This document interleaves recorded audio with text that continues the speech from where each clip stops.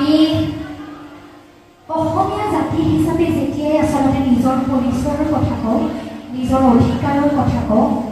যিখিনি মানুহৰ কথা নক'লে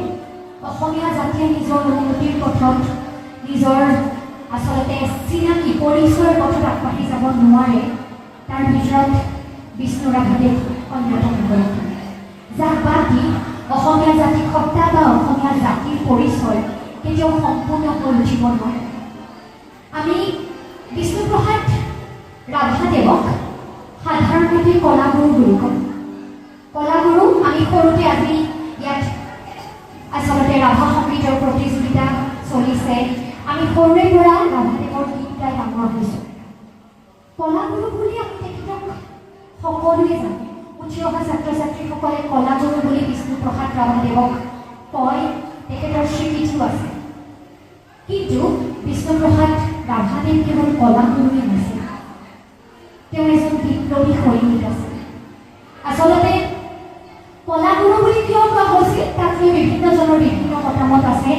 তেওঁৰ যি তাণ্ডৱ নৃত্য, এই তাণ্ডৱ নৃত্যত মন্ত্ৰমুগ্ধ হৈ সৰ্বপল্লী ৰাধাকৃষ্ণ দেৱে তেখেতক এই নাম দিছিল বুলিও এক চৰ্চা আছে। তাৰোপৰি তেখেতৰ মৃত্যুৰ পাছত দৈনিক অসম কাকতত তেখেতক কলাগুৰু বুলি প্ৰথম স্বীকৃতি দি ৰাজহুৱাকৈ এক সম্বৰ্ধনা শ্ৰদ্ধাঞ্জলি জনোৱা হৈছিল। গতিকে তেখেতৰ কলাগুৰু উপাধিটো এইবাবেই তেখেতে পাইছিল কাৰণ তেখেত সকলো দিশত, কলাৰ দিশত তেখেত সকলো ফালৰ পৰাই জ্ঞানী আছিল। তেখেতে কি নাই কৰা অসমীয়া জাতীয় জীৱনক দিব পৰাকৈ তেখেতে সংগীত, নাটক, গীত, মাত, ৰং তুলিকা, চিত্ৰশিল্পলৈকে, নাটকলৈকে, গীতলৈকে, লিখালৈকে সকলোখিনি তেখেতে কৰিছিল। গতিকে কলাগুৰু বিষ্ণুপ্ৰসাদ ৰাভাৰ বিষয়ে আমি সততে শিকোঁ, আমাৰ ল'ৰা ছোৱালীক শিকাওঁ। কিন্তু কলাগুৰু বিষ্ণুপ্ৰসাদ ৰাভাৰ যি অন্য এক পৰিচয়, সৈনিক শিল্পী বিষ্ণু ৰাভা, এই সৈনিক শিল্পী বিষ্ণু ৰাভাৰ বিষয়ে সাধাৰণতে আমি ৰাভা দিৱসসমূহত আলোচনা নকৰোঁ। ৰাভাদেৱে এখন সাম্যবাদী সমাজৰ কল্পনা কৰিছিল, যিটো কথা মই ভাবোঁ যে সৰু ল'ৰা ছোৱালীবোৰক আমি সকলো তেখেতৰ বিপ্লৱৰ কথা কৈ সকলো বুজাই দিব নোৱাৰোঁ, কিন্তু সেই সাম্যবাদী চিন্তাৰ কথা আমি নিশ্চয় বুজাই দিব পাৰোঁ। তেখেতে ছাত্ৰ অৱস্থাৰ পৰাই ৰাভাদেৱে এনে এখন সমাজৰ কথা ভাবিছিল, যিখন সমাজ কোনো পুঁজিপতিৰ হাতত নিৰ্ভৰশীল নহয়, য'ত দুখীয়া ধনী সকলো সমান, য'ত প্ৰতিজন শ্ৰমিক শ্ৰেণীৰ মানুহৰ, য'ত আচলতে উচ্চ শ্ৰেণী নিম্ন শ্ৰেণী বুলি কাৰো মাজত বিভাজন নাথাকে আৰু সকলোকে আমি একতাৰ দোলেৰে, সকলোকে আমি সমন্বয়েৰে আগবঢ়াই লৈ যাব পাৰোঁ। এই সাম্যবাদী সমাজখনৰ কল্পনা বিষ্ণুপ্ৰসাদ ৰাভাদেৱে কৰিছিল। বহুত দীঘলীয়া কথা নকওঁ, তেখেতৰ ছাত্ৰ জীৱনৰ চিন্তাৰ দুটামান কথাই কওঁ। বিষ্ণুপ্ৰসাদ ৰাভাদেৱে আৰম্ভণি ঢাকাত কৰিছিল, যিহেতু তেখেতৰ ঢাকাতে জন্ম হৈছিল, শিক্ষা জীৱনৰ আৰম্ভণি ঢাকাতেই কৰিছিল। পৰৱৰ্তী পৰ্যায়ত যেতিয়া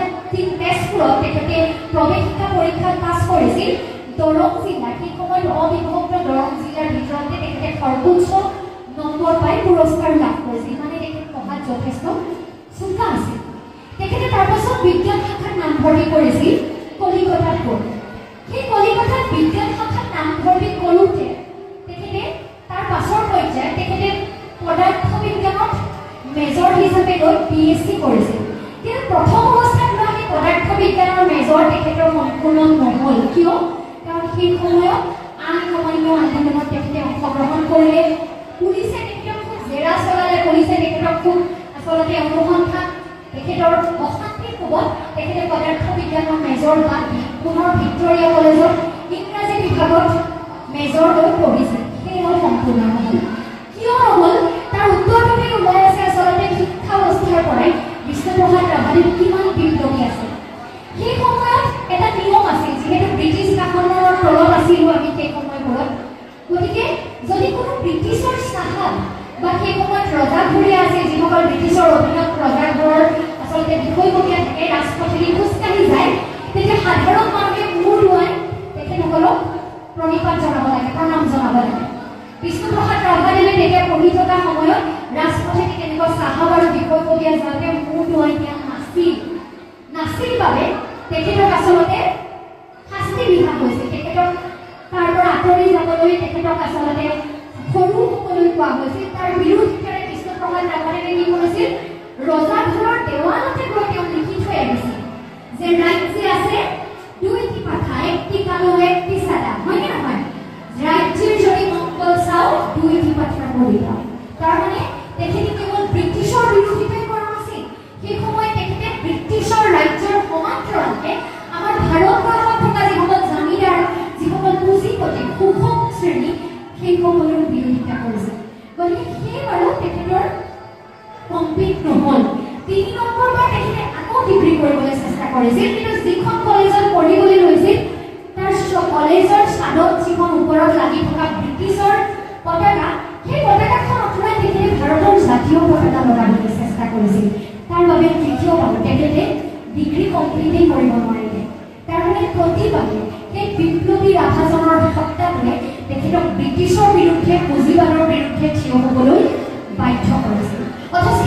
ৰাভাদেৱ প্ৰত্যেকটো দিনতে চোকা আছিল যিটো পৰীক্ষা তেওঁ BSc কমপ্লিট কৰিব নোৱাৰিলে সেই পৰীক্ষাটোৰে আচলতে শেষৰ বাৰত তেখেতে কলেজখনৰ ভিতৰতে সৰ্বোচ্চ নম্বৰ পাইছিল আৰু BSc যেতিয়া পাছনি পৰীক্ষা আছিল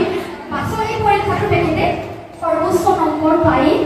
আচলতে নামভৰ্তি কৰিছিল এই তাৰ পাছৰখিনি আমি সকলোৱে জানো বিষ্ণুপ্ৰসাদ ৰাভাদেৱে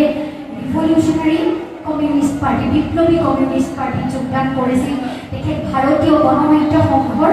লগত জড়িত আছিল 1944 চনমানৰ এই গণনাট্য সংঘৰ চিন্তাবোৰ এতিয়া আমাৰ মাজত লাহে লাহে কমি গৈছে কিন্তু সেই সময়ত বিষ্ণুপ্ৰসাদ ৰাভাদেৱ হেমাংগ বিশ্ব জ্যোতিপ্ৰসাদ আগৰৱালা তেখেতসকলে মিলিজুলি ভাৰতীয় গণনাট্য সংঘৰ জৰিয়তে ৰাইজৰ বাবে তেখেতসকলে কি চিন্তা কৰিছিল যে নৃত্য বা কলা তেতিয়ালৈকে সংগীত আচলতে মন ভাল লগা মন ভুলোৱা এটা চিন্তাৰ বাট হৈ আছিল হয় নহয় মানে মন ভুলাবলৈ বিনোদনৰ কাৰণে সংগীত নৃত্য কলাক ব্যৱহাৰ কৰা হৈ আছিল আৰু সেয়া কোনে কৰিব পাৰিব ধনী শ্ৰেণী যাৰ হাতত টকা আছে তেওঁলোকে সংগীত উপভোগ কৰিব পাৰিব তেওঁলোকে নৃত্য নাটক উপভোগ কৰিব পাৰিব এনে এটা চিন্তা মানুহৰ মাজত আছিল গণনাট্য সংঘ বিষ্ণুপ্ৰসাদ ৰাভাদেৱে ক'লে কি কৰিছিল যে সংগীত নৃত্য কলা কেতিয়াও কোনো পুঁজিবাদী কোনো ধনী শ্ৰেণীৰ বাবে নহয় তেখেতসকলে এই শিল্পক কলাক মানুহক জাগ্ৰত কৰিবৰ বাবে ব্যৱহাৰ কৰিছিল সেইকাৰণে আপোনালোকে আজিৰ দিনটোত আমি যদি জ্যোতিপ্ৰসাদ আগৰৱালাদেৱৰ গীত কবিতাই চাওঁ বিষ্ণুপ্ৰসাদেৱৰ চাওঁ হেমাংগ বিশ্ব ডাঙৰীয়াৰ চাওঁ আমি কি দেখিম মানুহক জাগ্ৰত কৰিবৰ কাৰণে বিপ্লৱ কৰিবৰ কাৰণে ক'ৰবাত আজিৰ দিনটোতো আমি যদি এটা প্ৰতিবাদী কাৰ্যসূচী হ'ব আমি তেওঁলোকৰেই গান গাম নহয়নে কৃষকক আগবঢ়াই আনিবৰ কাৰণে ৰণুৱা বনোৱা হালোৱা হাজোৱা কাৰোবাক আগবঢ়াই লৈ যাবৰ কাৰণে যুঁজ এখন কৰিবৰ কাৰণে মানুহক জাগ্ৰত কৰিবৰ কাৰণে তেওঁলোকে গীতবোৰ গাইছিল বিষ্ণুপ্ৰসাদ ৰাভাদেৱক সেইবাবে কোৱা হয় যে এহাতে ষ্টেংগান আৰু এহাতে ৰং তুলিকা কাগজ কলম লৈ আগবাঢ়ি যোৱা সেইজন শিল্পী বিষ্ণুপ্ৰসাদ ৰাভা গতিকে আমি যেতিয়া মই বহুত দীঘলীয়াকৈ ক'ব নিবিচাৰোঁ মই মাত্ৰ অভিভাৱকসকলক এটাই অনুৰোধ কৰোঁ যেতিয়া আমি বিষ্ণুপ্ৰসাদ ৰাভাদেৱৰ গীত এটা ল'ৰা ছোৱালীটোক শিকাম সেই গীতটোৰ অৰ্থটো যেনেকৈ নিচলা আইনে হয়নে চবেই গায় নিচলা আইনে নিচলা মানে কি কিয় আইন নিচলা বুলি কোৱা হয় সেই কথাটো যাতে আমি ল'ৰা ছোৱালীক শিকাম গীতবোৰৰ অন্তৰালত নিহিত হৈ থকা সেই চিন্তাবোৰৰ কথা শিকাওঁ সমান্তৰালভাৱে তেওঁলোকক গানবোৰ গোৱাৰ লগতে মই কোৱা নাই যে বিপ্লৱ কৰিব লাগিব সকলোকে বিপ্লৱী হ'বলৈ শিকাব লাগিব কিন্তু এইটো কথাহে মই ক'ব খুজিছোঁ তেওঁলোকক সেই সাম্যবাদী চিন্তাৰ কথাটো শিকাওঁ যে দুখীয়া ধনী নহয় সকলো সমান গীত মাতে আমি আজি বিভিন্ন শিল্পৰ কথা যেতিয়া পাতোঁ শিল্পী আৰু গায়কৰ মাজত এটা পাৰ্থক্যৰ কথা চলি থাকে নহয় গায়কে মন ভাল লগাবলৈ গান গায় সকলো গায়কে শিল্পী হ'ব নোৱাৰে বুলি বিভিন্নজনে কয় শিল্পীয়ে মানুহক জাগ্ৰত কৰিবলৈ গান গায় সেইকাৰণে ৰাজীৱ কলীয়া তেখেত অসমৰ সকলো মানুহে তেখেতৰ হয়তো চিনি পোৱাও নাছিল কিন্তু ৰাজীৱ কলীয়াদেৱক আজি আমি অতি কম সময়ৰ ভিতৰতে তেখেতৰ মৃত্যুৰ সময়ত অসমীয়া জাতিয়ে গণশিল্পী বুলি তেখেতক ক'বলৈ লৈছে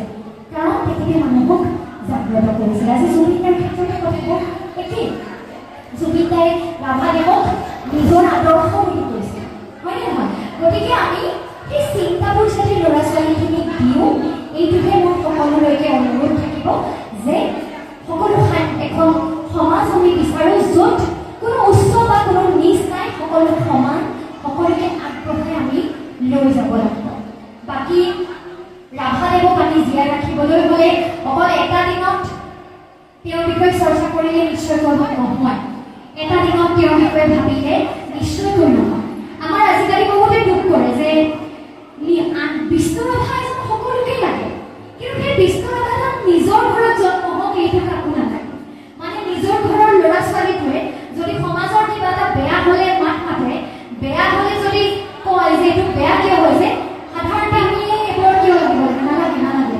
কিন্তু আমি যেতিয়া কিবা এটা বিপদৰ ভুক্তভোগী হয়, আমাৰ বিৰুদ্ধে যেতিয়া অন্যায় হয়, আমাক কিন্তু তেতিয়া কোনোবা এজন লাগে